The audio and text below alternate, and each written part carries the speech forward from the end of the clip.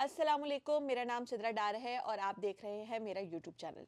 पाकिस्तान में इस वक्त जो सबसे बड़ी खबर है वो यही है कि इस्लामाबाद में मुज़ाकरात का दूसरा राउंड होने जा रहा है और क्या ईरान उसमें शिरकत करेगा। ये इस वक्त सबसे मिलियन डॉलर क्वेश्चन है, क्योंकि ईरान इस वक्त अमेरिका से खासा नाराज़ है। और इस वक्त दूसरी सबसे बड़ी कंट्रोवर्सी इरशाद भट्टी साहब की है, जो कि अपने आप को सहाफ़ी और तज्ज़ियाकार कहते हैं, और उन्होंने अपने पॉडकास्ट में मीरा के साथ जिस तरह का बिहेवियर किया है वो इस वक्त काफ़ी ख़बरों में गर्म है। तो आज हम दोनों मौज़ूआत पे बात करेंगे, और पहले चूँकि बात पाकिस्तान और में होने वाले ईरान और अमरीकी मुज़ाकरात की है, तो पहले उससे आगाज़ करते हैं। इस्लामाबाद में 11 अप्रैल को इस्लामाबाद टॉक्स का पहला दौर हुआ था, जिसमें अमेरिका और ईरान के वफ़द शामिल थे, और ये सबको पता था कि कौन कहाँ से आ रहा है और वफ़द की नुमाइंदगी कौन करेगा। इस सारे मामले में जो रिपोर्टिंग हुई और जिस तरीके से चीज़ें सामने आई, भले उसका कोई नतीजा नहीं निकला, उस मुआहदा भी नहीं हुआ, लेकिन नायब सदर, अमरीकी नायब सदर जेडी वेंस जाते हुए ये कह के गए थे कि खबर बुरी है कि हम किसी मुआहदे के ऊपर नहीं पहुंच सके, लेकिन उसके बाद एक सिफारती रास्ता ज़रूर खुल गया। गो के पाकिस्तान की बड़ी कोशिशें थी इस सारे मामले में, और जब ये पहला मुज़ाकराती दौर नाकाम हुआ तो ईरान की जानिब से मुस्बत इशारे मिले, और जिसके बाद पाकिस्तान ने अपनी सिफारती कोशिशें तेज़ कर दी। वज़ीर आज़म शहबाज शरीफ मशरिक़ वस्ता के दौरे पे गए, फील्ड मार्शल जो हैं वो तेहरान चले गए। यकीनी तौर पे इस सारे एक हफ़्ते के अंदर जो डेवलपमेंट्स हो रही थी उसके दौरान जो सबसे अच्छी चीज़ नज़र आई वो ये थी कि जो ईरान की शर्त थी कि लबनान में जंगबंदी की जाए, वो अमेरिका ने इसराइल से कहकर करवा दी, और जो अमेरिका की शर्त थी कि अब नए हरमुज़ को खोल दिया जाए, वो ईरान ने मान ली। गो के सब कुछ अच्छा चल रहा था, और ट्रम्प की जानिब से इस तरह से कलाबें मिलाई जा रही थी, तारीफ़ों के पुल बांधे जा रहे थे कि जी दो अमेजिंग पर्सनैलिटीज़ हैं पाकिस्तान में, एक फील्ड मार्शल और शहबाज शरीफ, उन्होंने ईरान का भी शुक्रिया अदा किया, और ऐसा लगा कि अब जो मुज़ाकराती दूसरा दौर होगा उसमें सब अच्छा होगा। लेकिन अचानक से ट्रम्प, जिन्हें अक्सर लोग ये कहते हैं कि वो नफसियाती तौर पे काफ़ी अनस्टेबल है, उनकी तरफ से कुछ ऐसे बयानात आने शुरू हुए जिससे लगा कि अब मामलात ख़राब होंगे। ना सिर्फ बयानात आए, बल्कि कुछ ऐसे एक्शंस भी लिए गए अमेरिका की जानिब से जिसने मामलात को खासा बिगाड़ कर रख दिया। पहला एक्शन ये हुआ कि उन्होंने ईरान की बहरी नाकाबंदी की, जिस पर चीन ने भी काफ़ी तशवीश का इजहार किया है। उसके बाद ईरान के एक कार्गो जहाज़ को वार्निंग दी गई, और उसके बाद उस पर फायरिंग की गई, और उसके बाद उसे अपनी तहवील में ले लिया गया। ये फुटेजेस पूरी दुनिया से जारी हुई, दिखाई गई मीडिया पे कि किस तरीके से अमरीकी हेलीकॉप्टर उस शिप के ऊपर उतरे, और अमेरिका के सदर ने यह बयान दिया कि हम उस शिप का जायजा ले रहे हैं। इससे मजीद हालात ख़राब होने शुरू हुए। एक रिपोर्टर ने व्हाइट हाउस में उनसे ये सवाल किया कि अगर मुज़ाकरात नाकाम हो जाते हैं और किसी मुआहदे पर नहीं पहुंचा जाता तो अगला कदम क्या होगा। ट्रंप ने बड़े आराम से कहा कि फिर आप बमों के फटने की आवाज़ें सुनेंगे और ईरान को तबाह किया जाएगा। ये धमकियां वो पहले भी देते रहे हैं, और याद होगा कि एक ऐसी धमकी कि आज पूरी तहजीब का खात्मा हो जाएगा, उसके बाद पाकिस्तान ने कोशिशें करके सीज़ फायर करवाया था। सीज़ फायर वैसे तो बुध की शाम को ख़त्म हो रहा है, और ट्रंप के जो अभी तक मैं सुन रही थी बयानात वो ये थे कि ईरान जो किसी तरीके से भी अब मुज़ाकरात की टेबल पर आने को तैयार नहीं है, और वो ये कह रहा है कि नाकाबंदी और धमकियों के साथ हम मुज़ाकरात में शरीक नहीं हो सकते। ट्रंप ट्रम्प जारहाना अंदाज में उनको ये मुखातिब करके कह रहे हैं कि उन्हें मुज़ाकरात का हिस्सा बनना पड़ेगा, वरना वो बुरे नताइज भुगतेंगे। अब ट्रम्प की शराइत ये भी हैं कि जो यूरेनियम की अफजूदगी है उसे मुकम्मल तौर पे ख़त्म किया जाए। उन्होंने एक और बात की है कि जो पहले यूरेनियम अफजूदा तनसीबात ख़त्म की गई थी उसके हवाले से एक ऑपरेशन किया जाएगा, और ये काफ़ी जिसे न्यूक्लियर डस्ट का नाम दिया है, उस ऑपरेशन को करने में एक पेचीदा अमल है, तवील टाइम लग सकता है। ये सारी चीज़ें उनके सामने से जानिब से आ रही है। इन सारे मामलात में ईरान की तरफ से अभी तक बाकायदा तौर पे कोई ऐसी लिस्ट जारी नहीं की गई है कि उनकी तरफ से मुज़ाकरात का वफ़्द कब आएगा, उसमें कौन कौन शामिल होगा, और आया वो किस तारीख को आएंगे। जबकि अमेरिका की जानिब से जेडी वेंस के बारे में कह दिया गया है कि वो मंगल को रवाना होंगे पाकिस्तान के लिए, तो ऑब्वियसली वो बुध को पाकिस्तान में मौजूद होंगे। अब ये 2 से 3 दिन बहुत ज़्यादा कश्मकश में गुजर रहे हैं, और लोगों की नज़रें लगी हुई हैं, ख़ासतौर पर पूरी दुनिया की, कि दोनों ममालिक कोई मुआहदा कर ही ले, ताकि जो आलमी मंडी में तेल की कीमतें हैं उनमें कोई इस्तेहकाम आए, स्टॉक एक्सचेंज में कोई इस्तेहकाम आए। क्योंकि ट्रम्प जैसे जैसे बयान देते हैं वैसे वैसे कीमतें बढ़ती हैं, नीचे जाती हैं और एक अलग किस्म का सिनेरियो बन जाता है, जिससे अब पूरी दुनिया बहुत ही बेजार हो चुकी है। इस पूरी जंग का जो सबसे ज़्यादा इम्पैक्ट पड़ा है वो एक आम आदमी की ज़िंदगी पे पड़ा है। और ऑब्वियसली एक आम आदमी को अब ये फील होने लगा है कि उनके घर में आने वाला राशन कितना महंगा हो चुका है, पेट्रोल महंगा हो चुका है। और ख़ासकर अगर इस वक्त इस्लामाबाद और रावलपिंडी की बात की जाए, क्योंकि ये एक आला क़यादत इस पूरे मुज़ाकरात का हिस्सा होगी और दो ममालिक से वफूद आ रहे हैं, तो उसके लिए इस वक्त जुड़वा शहर बंद है। शटल सर्विस जुड़वा शहर इस वक्त बंद है, जिसमें मेट्रो बंद है, ट्रांसपोर्ट बंद है, आज अदालतें भी बंद रही हैं। और ये जो नूर खान एयरबेस के इर्द गिर्द की आबादियाँ हैं वहाँ पर भी सख्ती की गई है कि लोग कारोबार नहीं खोल सकते। यहाँ तक कि लोगों को ये भी बताया गया है कि वो छतों पर गैर ज़रूरी तौर पर ना जाएं, क्योंकि जो जहाज़ों की लैंडिंग है और टेक ऑफ है वो उसी बेस पर हो रहे हैं। ये तो इस वक्त सिनेरियो है और इस वक्त किसी को कोई जवाब नहीं मिल पा रहा कि ईरान इस सारे मामले में, जो कि जारहाना बयान ट्रम्प की जानिब से आ रहे हैं, उसके बाद वो पाकिस्तान में मुज़ाकरात में शरीक होने आ रहा है या नहीं, और अगर आ रहा है तो किन शराइत के साथ आ रहा है। कुछ लोग ये भी खबर दे रहे हैं कि पहले अमरीकी सदर जो हैं वो विटकॉफ और कुशनर को सिर्फ भेज रहे थे और जेडी वेंस नहीं थे, लेकिन ईरान की जानिब से कुछ ऐसी सोर्सेज हैं कि ईरान की जानिब से मुतालबा किया गया कि वो नायब सदर जेडी वेंस की मौजूदगी चाहते हैं। इसलिए अमरीकी सदर ट्रम्प ने जेडी वेंस को पाकिस्तान के लिए रवाना होने का परवाना दिया है कि अब वो मुज़ाकरात के दूसरे हिस्से को लीड करें। तो देखते हैं ये मामला कैसे जाएगा। अब बात करते हैं दूसरी अहम तरीन खबर की। ये खबर इस वक्त सोशल मीडिया पर बहुत ज़्यादा वायरल है और वो है इरशाद भट्टी के हवाले से। इरशाद भट्टी को आप अच्छे से जानते होंगे। वो जियो के रिपोर्ट कार्ड प्रोग्राम में एज ए जर्नलिस्ट और तज्जियाकार बैठते हैं। पहले तो मुझे ये बात आज तक समझ नहीं आई कि वो सहाफ़ी कब बने और तज्जियाकार कब बने। पाकिस्तान में एक अमूमी तौर पर ट्रेंड है कि कुछ लोग अगर टीवी चैनल्स पर आना शुरू हो जाएं तो वो अपने आप को अचानक से सहाफ़ी, उसके बाद तज्जियाकार और सीनियर तज्जियाकार की पोजीशन पे खुद ही ले आते हैं। ये वो तरक्की है जो कोई इंसान या कोई इदारा तय नहीं करता, खुद वो शख्स तय कर लेता है कि वो सीनियर हो गया है। हमने कई ऐसे लोगों को भी तज्जिया करते देखा है जिनकी वो बीट ही नहीं थी या वो उस मौजू पर महारत भी नहीं रखते थे, लेकिन वो तज्जियाकार कहलाते हैं। इसी तरह इरशाद भट्टी के बारे में भी कहा जाता है।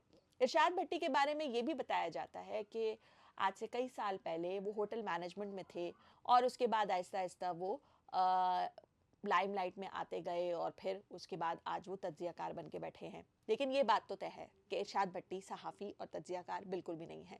चूँकि पीटीआई की तरफ उनका झुकाव है और जियो पे एक अरसे दराज तक पीटीआई की तरफ से काफ़ी नाराज़गी का इजहार किया जाता रहा है और यहाँ तक पाबंदियाँ भी लगीं कि जो तज्जियाकार हैं, जो शख्सियात हैं पीटीआई से ताल्लुक़ रखने वाले, वो जियो पे नहीं आते थे। तो इरशाद भट्टी एक ऐसा फेस है जो पीटीआई की नुमाइंदगी करते हैं और वो अक्सर प्रोग्राम में बैठते हैं। मैं अक्सर व बेशतर जब रिपोर्ट कार्ड प्रोग्राम देखती हूँ तो मुझे काफ़ी हैरत होती है कि उसमें बहुत ही ज़्यादा माने जाने और एक्सपीरियंस तज्जियाकार बैठे होते हैं, लेकिन जब इरशाद भट्टी बात करना शुरू करते हैं तो वाकई थोड़ा सा अजीब सा महसूस होता है कि इतने काबिल लोगों में वो बैठकर क्या कर रहे हैं। अभी जो कंट्रोवर्सी है वो है अदाकारा मीरा के हवाले से। इरशाद भट्टी ने अपने ज़ाती पॉडकास्ट में अदाकारा मीरा को बुलाया और अदाकारा मीरा की एक नई फिल्म आ रही है साइको, जिसकी पजीराई के लिए या आप कह सकते हैं कि उस फिल्म की प्रमोशन के लिए वो मुख्तलिफ इंटरव्यूज़ दे रही हैं। इरशाद भट्टी ने उनको भी एक पॉडकास्ट में दावत दी और उसके बाद उन्होंने उसका एक टीज़र जारी किया जिसमें उन्होंने ये बताने की कोशिश की कि उन्होंने मीरा से बड़े सख्त सवाल किए हैं। अब ये सवालात हैं क्या? वो मीरा से ज़ाती ज़िंदगी के बारे में सवाल कर रहे हैं। मीरा एक पाकिस्तान की मानी जानी पाकिस्तान की मानी जानी फिल्म एक्ट्रेस हैं। उन्होंने टीवी के कुछ ड्रामों में भी काम किया है, लेकिन हम बहुत अरसे से उनको फिल्म में ही काम करते देख रहे हैं। मीरा के बारे में अक्सर व बेशतर बहुत सी ऐसी अफवाहें और स्कैंडल सामने आते हैं जिनमें ज़्यादातर उनके तलफ़्फ़ुज़ का या फिर उनकी अंग्रेज़ी ज़बान का मजाक उड़ाया जाता है। और लेकिन जो फिल्म के लोग हैं वो ये भी मानते हैं कि जब वो सेट पर होती हैं तो अपने काम में बहुत ही अच्छे तरीके से इन्वॉल्व हो जाती हैं, उस कैरेक्टर में ढल जाती हैं और उनसे अच्छी एक्ट्रेस उस वक्त कोई नहीं होता। इरशाद भट्टी ने मौके का फ़ायदा उठाते हुए कि मीरा उनके सामने बैठी हैं, तो उन्होंने बजाय उनकी फ़िल्म के ऊपर ज़्यादा बात करने के, उन्होंने ये मौका गनीमत जाना कि वो उनसे उन राज़ों पर से पर्दे उठाने की कोशिश करें जो उनकी ज़ाती ज़िंदगी के हैं। उन्होंने कैप्टन नवीद के बारे में बात की, उन्होंने मीर अतीक के बारे में बात की, उन्होंने वो कंट्रोवर्सीज छेड़ी जिससे मीरा बहुत अनकंफर्टेबल फील कर रही थी। इससे मैसेज क्या जाता है? इससे मैसेज ये जाता है कि इरशाद भट्टी जो कि इस वक्त ये भी दावा कर रहे हैं कि नहीं, वो तो ख़वातीन की बहुत इज्जत करते हैं, वो तो ख़वातीन के लिए बहुत बात करते हैं, उन्होंने कैटेगराइज कर दिया है कि वो किन ख़वातीन की फेवर में बात करते हैं, वो किन ख़वातीन के लिए आवाज़ उठाते हैं। लेकिन मीरा उन ख़वातीन में शायद फॉल नहीं करती। उसकी वजह शायद ये है कि वो फिल्म एक्ट्रेस हैं, और फिल्म एक्ट्रेस को हमारे यहाँ बड़े पर्दे पर तो बहुत ज़ौक़ और शौक़ से देखा जाता है। हम उनसे ऑटोग्राफ भी लेना पसंद करते हैं, हम उनके साथ तस्वीर भी बनवाना पसंद करते हैं, लेकिन उन्हें इज्जत नहीं देना चाहते। जब उनके बारे में बात की जाए तो गलत गलत अल्फाज इस्तेमाल करते हैं। हमारे यहाँ एक आम रवैया है कि किसी औरत की तरक्की के वक्त उसके बारे में ये नहीं कहा जाता कि उसकी मेहनत कितनी है। हम ये बात करते हैं कि हम अच्छी तरह जानते हैं कि वो आज यहाँ पर कैसे पहुँची है। ये एक ऐसा जुमला होता है जो उसके पूरे मेहनत और उसके कैरियर पर एक दाग लगाने जैसा होता है। हम कैरेक्टर असैसिनेशन बहुत आसानी से करते हैं। हम ख़वातीन से सवाल करते वक्त ये नहीं सोचते कि इस सवाल का इम्पैक्ट उन ख़वातीन पर क्या पड़ेगा जो हमें देख रही हैं और हमें आइडलाइज़ करती हैं। मुझे ये तो यकीन है कि इरशाद भट्टी को कोई आइडलाइज़ नहीं करता होगा, लेकिन उन्होंने जो मैसेज छोड़ा उससे काफ़ी ख़वातीन अनकंफर्टेबल फील करने लगी, उन्हें बुरा लगने लगा। मीरा बहुत अरसे से लाइमलाइट में नहीं थी, लेकिन वो इस कंट्रोवर्सी के बाद लाइमलाइट में आ गई। लोग उनसे इजहार हमदर्दी कर रहे हैं, उनके कंपोजर की तारीफ़ कर रहे हैं, ये भी कह रहे हैं कि मीरा ने जिस तरीके से इन सवालों के जवाब देने में तहम्मुल मिजाजी का मुजाहरा किया, अगर उनकी जगह कोई और होता तो माइक छोड़ता और शायद इरशाद भट्टी पर हमला भी कर देता। शायद अगर मैं उनकी जगह होती तो मैं भी यही कर सकती थी, क्योंकि आप किसी हद तक बर्दाश्त कर सकते हैं और उसके बाद आपकी बर्दाश्त जवाब दे देती है। इरशाद भट्टी ने जो सवालात किए और जिस तरीके से उनके साथ बिहेव किया, यहाँ तक कि जब मीरा माइक उतार रही हैं और वो खड़ी हो चुकी हैं, इरशाद भट्टी उस वक्त भी जाते जाते उनसे ऐसी आवाज़ें लगाने की कोशिशें कर रहे हैं और सवाल पूछने का तरीका कर रहे हैं जैसे आप किसी बाजार से गुजर रहे हो और आपको छेड़ा जाए, आप पर आवाज़ें कसी जाए, आपके बारे में गलत फिक्रे कहे जाए और आप खामोशी से वहाँ से निकलने में आफियत समझें। ये बिहेवियर इरशाद भट्टी का बताता है कि वो किसी भी ऐसी औरत को जो उन्हें लगे कि वो उनके लायक नहीं है जिसे वो इज्जत दें, वो उसके साथ यही सलूक करेंगे। इरशाद भट्टी का कैरियर और मीरा के कैरियर को अगर आप सामने रखें तो इरशाद भट्टी से बहुत बड़ा कैरियर मीरा का है। मीरा की स्टैंडिंग भी बहुत बड़ी है। मीरा पूरी दुनिया में पहचानी जाती हैं फिल्म एक्ट्रेस के तौर पे, लेकिन इरशाद भट्टी के बारे में कोई ये नहीं कह सकता, जैसे मैंने कहा कि वो सहाफ़ी नहीं है, तज्जियाकार नहीं है, लेकिन मीरा के बारे में कोई ये नहीं कह सकता कि वो एक्ट्रेस नहीं है। इसी तरीके का एक और प्रोग्राम हम देखते हैं रेहान तारिक का। रेहान तारिक अपने पॉडकास्ट में लोगों को बुलाकर सख्त सवालात करने के हवाले से बड़े माहिर समझे जाते हैं। रेहान तारिक के पॉडकास्ट किन लोगों पे चलते हैं? वो तमाम लोग जिनके बारे में बहुत सी कंट्रोवर्सीज जन्म लेती है, या वो लोग जो वायरल कंटेंट बनाते हैं, चाहे वो हकीम शहजाद हों, उनसे किए जाने वाले बेहुदा सवालात हों, चाहे वो टिकटॉकर्स हों, उनसे बैठकर ये सवाल किया जाए, उनकी वीडियोस दिखा दिखा के उन्हें बताया जाए कि आपने ये कपड़े कैसे पहने हैं, आप इसे कैसे जस्टिफाई करेंगी।